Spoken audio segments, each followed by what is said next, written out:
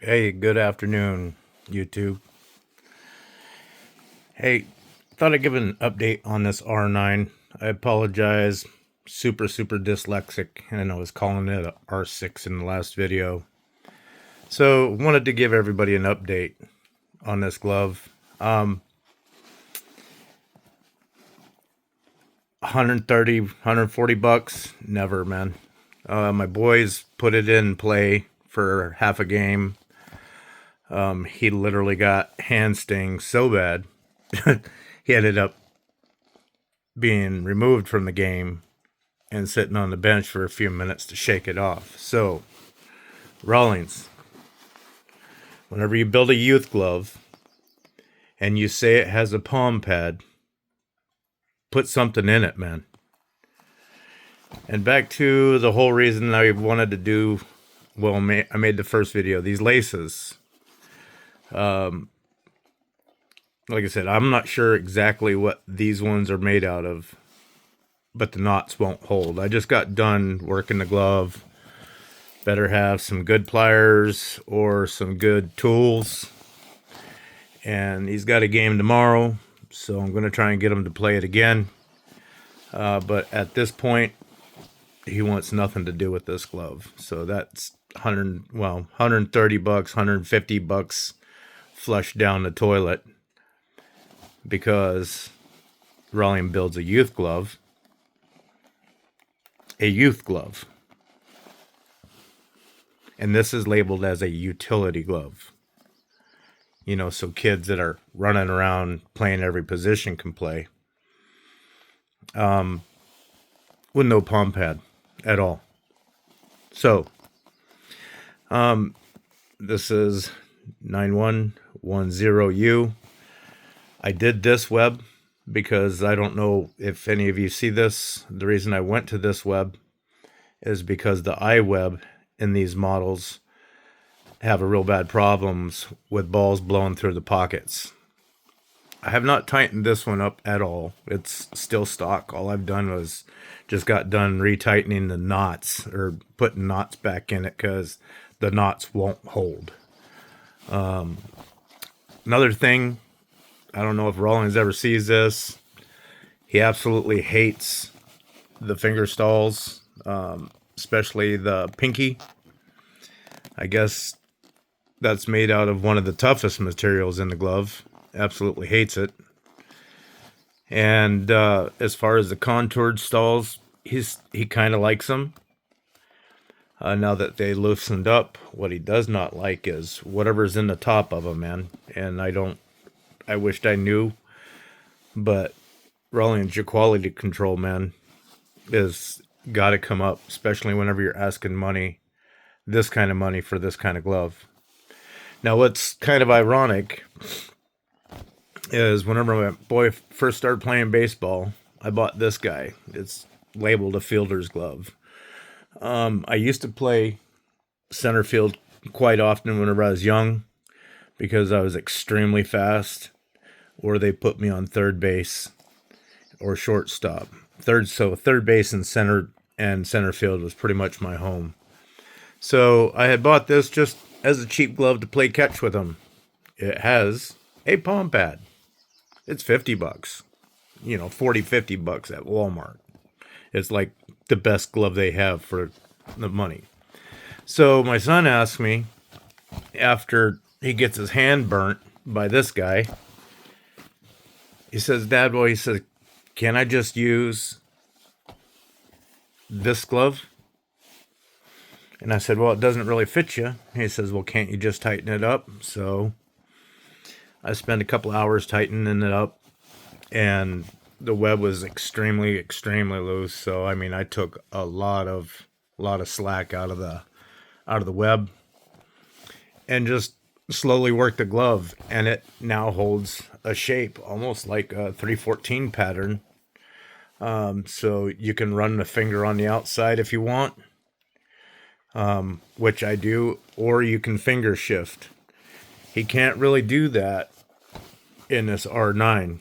He's been trying to do the finger shift because, they say it's kind of game ready kind of deal, which we all know that's not right. But And I knew it was going to be a stiffer glove. He's using a little Easton Youth model that he's been using since he's little, and he loves it because it's, like butter soft. But I've put a lot of work into this glove, guys. But I haven't put any conditioner on it, nothing like that, because if it's got to go back, I don't want Rawlings to say, "Oh, you put conditioner, you put something on this glove, and that's why these turned to shit." Well, no, that's not the case. This is absolutely factory, man. All I do on is tightening knots.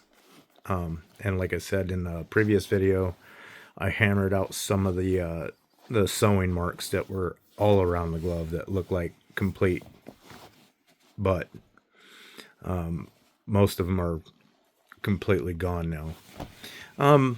I have stuffed my hand into it to feel the backs of the fingers like he's saying, and he's absolutely right. There's something on the back side of the fingers that's driving him nuts. He has extremely small hands, and I get it coming from a big comfy glove going to a contour fit. I think that has something to play into it. But this guy, $40, $50 Walmart glove, and I couldn't believe the shape it's taken.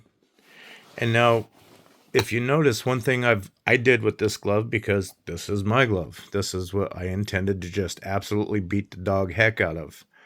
Most of my life, I've worked in the oil field and stuff like that too. And we use a stuff called Obenhoffs on our boots, and it's an oil. So as soon as I got this glove, I just Obenhoffed the heck out of it, and it instantly softened up. I didn't care about break-in, blah, blah, blah. I could close it. It was just a glove to play catch with my son. This is the one he wants to use now. If you look, fingers are pretty padded. He can finger shift over. So I find it ironic now that the glove's tightened up. Whenever I got it, after I oiled it, it just looked like a flat, you know what I mean? A 20-year-old glove that was just completely flat until I got together with some utensils and I started tightening things up. And man, the glove took nice shape. It'd be really cool if you could get some like aftermarket inserts, or if you're one of them tech guys and you got a kid that has one of those 3D printers, man, if you could print off just a couple of inserts to hold shape a little bit, I think it'd be even better. But it's a little bit big for his hand. So it's a 12.5. I mean, not big for his hand. It's just a big glove. He's only 9.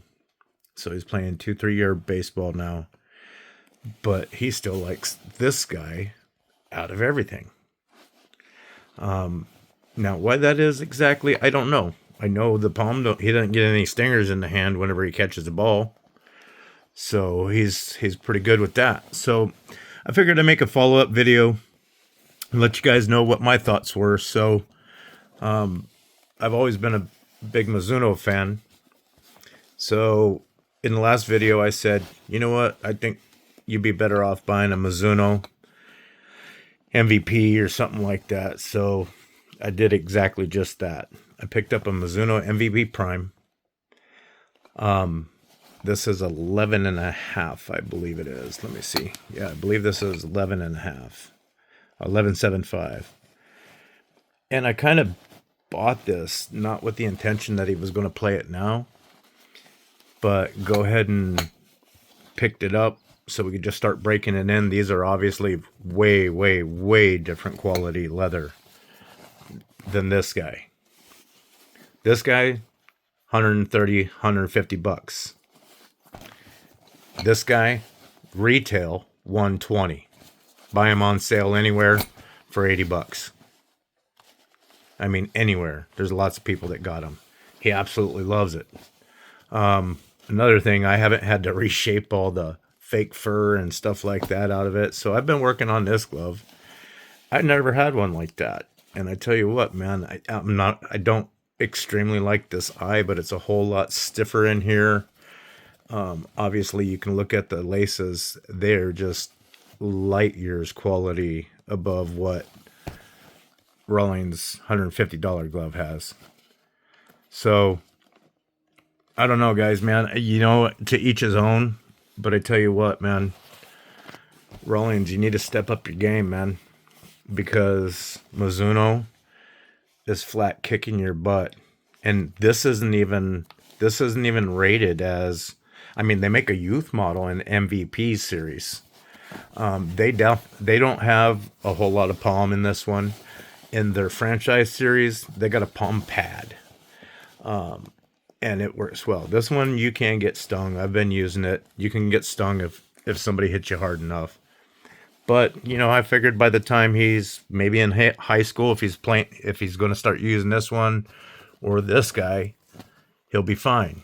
You know, by then he'll have all that figured out. So that's what I'm going to do, guys. Hate to say it, but the R9 is getting kicked to the curb. And if you're watching this, and if you're money conscious, go get yourself a Mizuno Youth of some sort. I don't care what it is. I don't care what age it is. Rawlings just has nothing remotely compared to compete. I mean, this essentially is what Rawlings builds as a Mizuno competitor, I guess. You know, I mean, as a cheap glove. They're not high-end by any means, but they're just a decent cheap glove. The primes are. Apparently there's still some prime elites out on the market. You can find those. They got a little more ventilation. They do have an actual palm pad in the elite. So, you know, guys, take a look around, man. If you're shopping like me and you're digging through YouTube trying to find out what's what, because I had several years to, you know, catch up on, 'cause in baseball technology, nobody's really reinvented the wheel. Mizuno hasn't. They've just perfected it, man. This is a gimmick glove, if you ask me, especially for the price. Bought it from Just Gloves just because I thought I'd get a decent glove. Well, I tell you what, this is not decent. The glove and shape, stuff like that, there is some decent. I will give it that. I love it. I used to love Rawlings products, but apparently not anymore, because you can't take something that a kid doesn't like and tell him he should like it just because it cost $150. You know, I was hoping maybe in this video you guys could see down into the finger stalls. I brought in the light, but there's definitely something, a seam or something up in there. Maybe it's glue. It's just in a couple of them. But quality control, Rawlings.